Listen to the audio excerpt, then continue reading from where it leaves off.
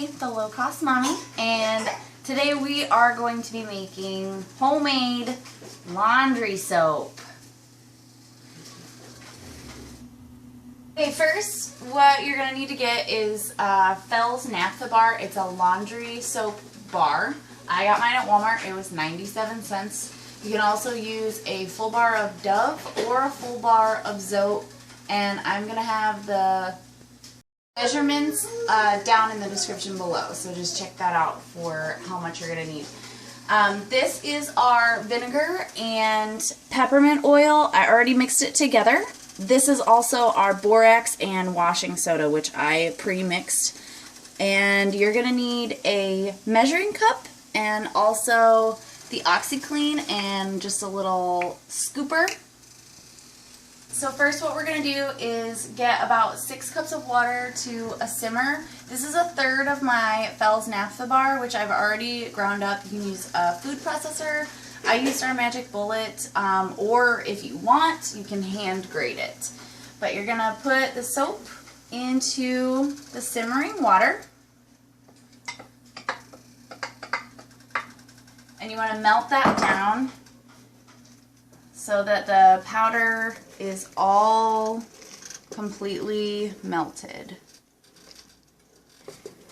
And make sure that you keep stirring your pot after you put the soap in, just so it doesn't get stuck to the bottom and it doesn't clump up. When I get clumps, I just kind of push it to the side and then put it back down in so that it all melts. Now that all of my soap is melted, I'm going to put the borax and washing soda in. We don't need bubbles necessarily because it's definitely hot enough already. And you may get a little bit more foamy after this. Don't be scared. It's not going to overflow. Once again, guys, I just want you to stir this until you feel no more granules at the bottom, so that you know all the washing soda and borax is completely melted. It'll start to get thick and you'll have some rolling bubbles going on. That's when you want to put in your vinegar and peppermint oil. I use peppermint oil just so the vinegar smell doesn't stick in our clothes. But really, if you don't have peppermint oil, you don't need it. You can also use lavender or eucalyptus or lemon, just depending on how you want your clothes to smell. And then what we're going to do, which this is the fun part, take this off of your heat.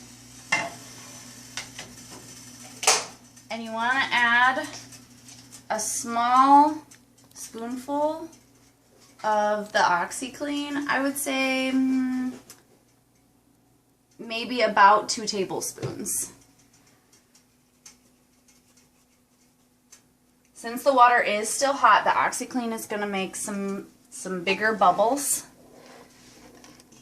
Just keep stirring until it all melts. This doesn't take very long to melt at all.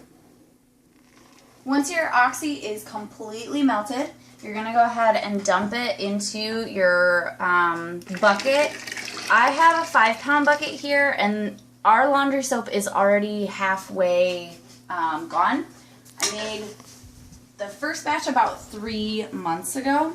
Once you get the solution in, you're just going to fill the rest up with room temperature water. It doesn't need to be hot and it doesn't need to be cold. Just kind of whatever your faucet lands on is fine.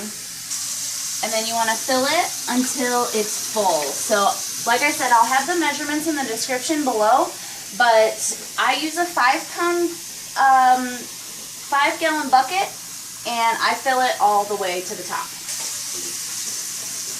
So now that everything is in your bucket, you just want to give it a little stir just to combine everything. And it's going to look a little sudsy on the top. That's your OxiClean, so don't worry about it. It is going to incorporate and you will have suds every time you open up your bucket to do the laundry. I use about 2 to 3 scoops in our loads every single time, and that includes our diaper loads. And so far we are doing well and I don't see many stains or anything like that. Then you're just going to want to close up your bucket. And this is the important part. Try to let it sit for at least 12 hours. So if you want to do this at night and then sleep and then you have to do laundry in the morning, that'd be fine. But I usually let ours sit for at least 18 to 24 hours, usually as long as I can stand to go without doing laundry. Well, that's about it, guys. Our homemade laundry soap is done, and I'm going to get back to playing with Caden. So have a good one. Thanks for watching.